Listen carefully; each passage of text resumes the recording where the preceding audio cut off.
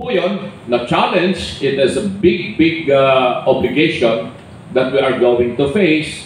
At yun nga, naitalaga po na tayo ang mag-host by November here in Manila.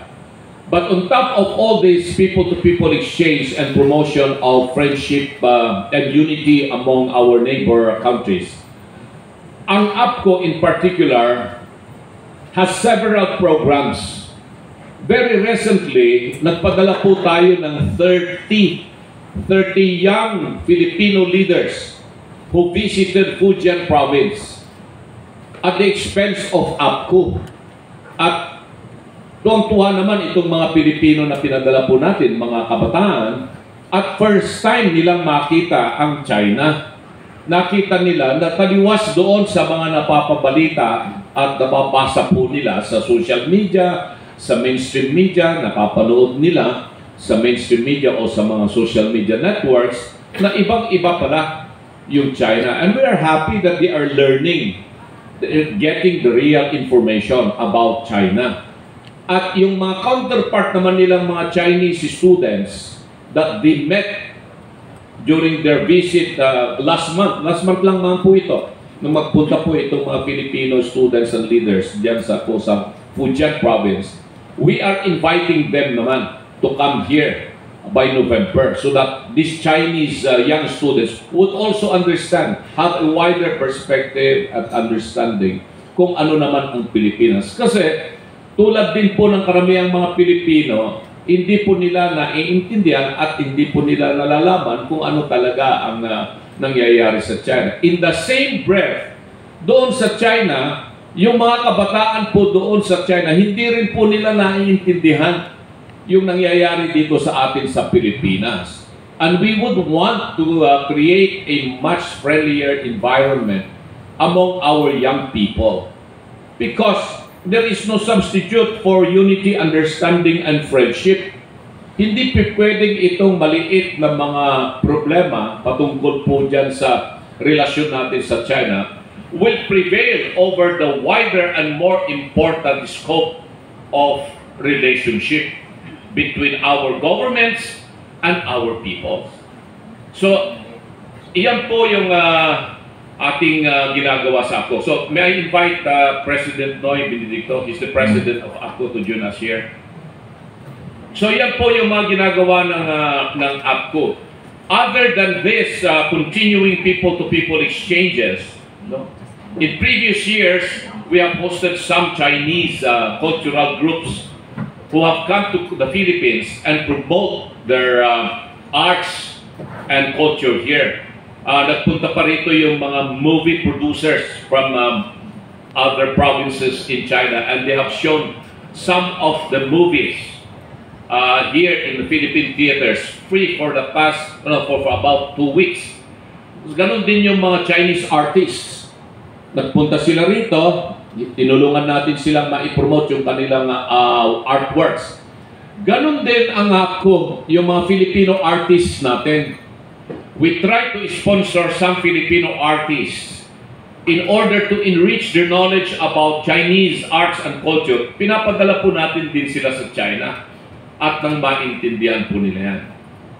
Now, in other projects ng APCO, itong teaching of Mandarin language, kaya po meron kaming very strong relations with the different colleges and universities in China, inviting Chinese English-speaking teachers to come to Manila and expand the teaching of Mandarin language in different schools, whether state universities yan or private colleges and universities. So, we have helped establish Confucius Institute in the University of the Philippines, in the Ateneo de Manila University, in Angeles University Foundation, Holy Angel University, Bulacan State University, and other colleges and universities in the country. Kanya lamang, sabi rin ng mga counterpart institutions in China, magastos din yun kasi shoulder nila lahat yun. Wala naman tayong binabayaran. They only come here to help us learn more about Mandarin language. At magugulat po kayo, yung mga Pilipinong nakakapag-aral sa Confucius Institute, they have become very proficient in Mandarin language. And that is the most important factor para mas maintindihan natin ang about China. Tayo, mahal na mahal natin yung Amerika kasi nga nakakapagsalita tayo ng English kahit papaano. Naiintindihan nila tayo, naiintindihan natin sila. Despite the fact that sinakop nila tayo for 48 years. They have somehow, colonized us, but they have educated us and we learned their language.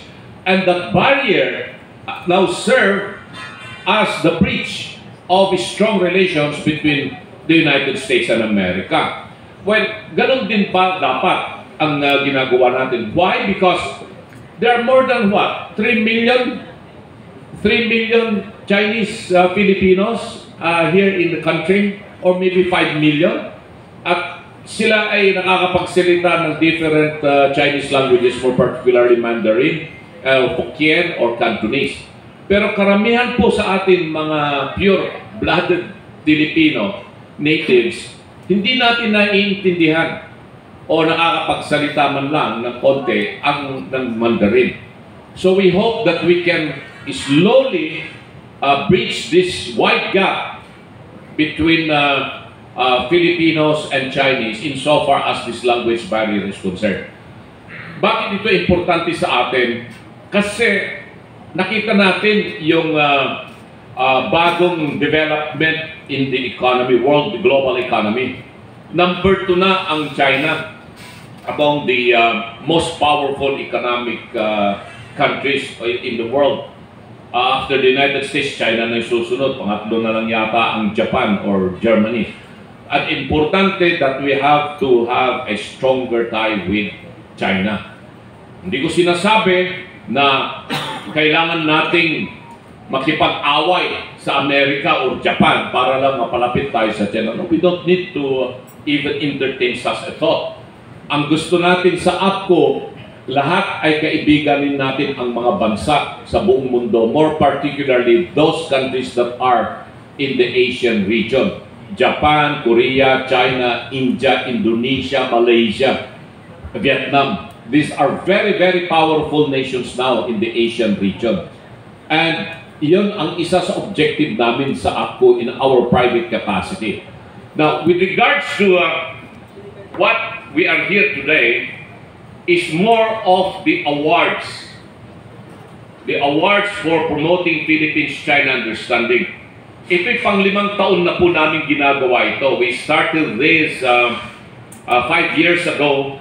Yung mga previous awardees po dito, pag Hall of Famer was former First Lady Imelda Marcos, ang number 1 awardee 5 years ago. And then we have with her former Ambassador Francis Chua. And then the following year, we had former President Joseph Estrada and former Ambassador Benedicto.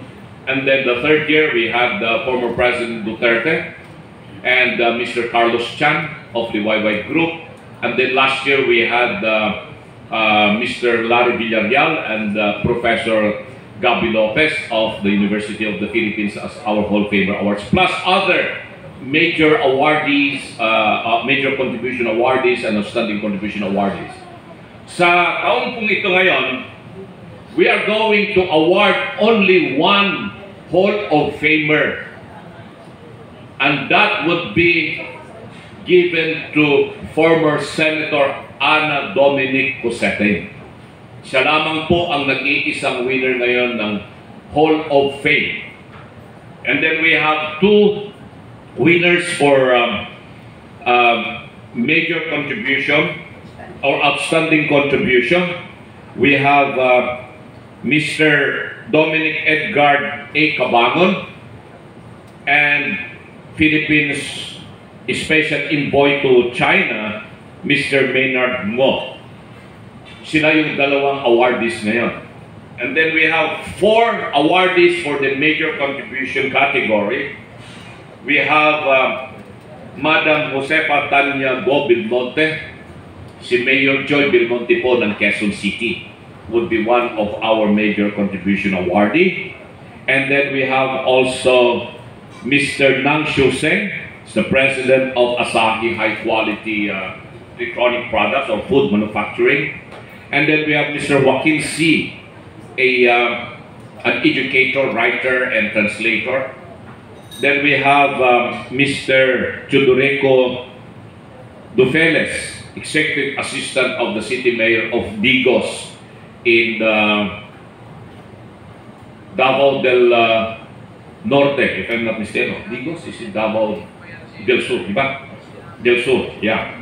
Siya si Mr. Teodorico Dufeles. And then for this year, for the first time, we have created the Amity Award. Itong Amity Award category has been added. This is the first time that we are going to give Amity Award to 5 individuals who have made efforts in promoting goodwill at the grassroots level. And the awardees are Marian Lourdes Leonor, a known teacher or Teacher Mary, Filipino English teacher working in China. And then Mr. Nelson Santiago, a police staff sergeant of the Philippine National Police who died in the rescue operation of Chinese citizen. In posthumous award, we are going to award these to Mr. Santiago. And then we have Miss Eden Batangoy Akat, a police chief master sergeant and a dedicated officer of the Philippine National Police who was injured in the rescue of Chinese citizens. Dr. Shirley Agrupoes, a commissioner of the Commission on Higher Education and former president of Mariano Marcos State University, and Mr. Justin Clarence Lau Tempresa, a TikTok content creator who produces short videos to promote the Minnan dialect. So ito po yung mga awardees po natin sa 5th APPCU Awards to be staged on June 3 at the Fiesta Pavilion of the Manila Hotel. So yun lamang po, and kung meron po kayong mga gustong itanong, pwede po ninyong itanong. Uulitin ko po, nandito po ako ngayon, hindi isang politiko. Hindi ito launching ng aking presidential bid for 2028. Ito po ay tungkol po sa awards for promotion of Philippines-China understanding. Maraming salamat po.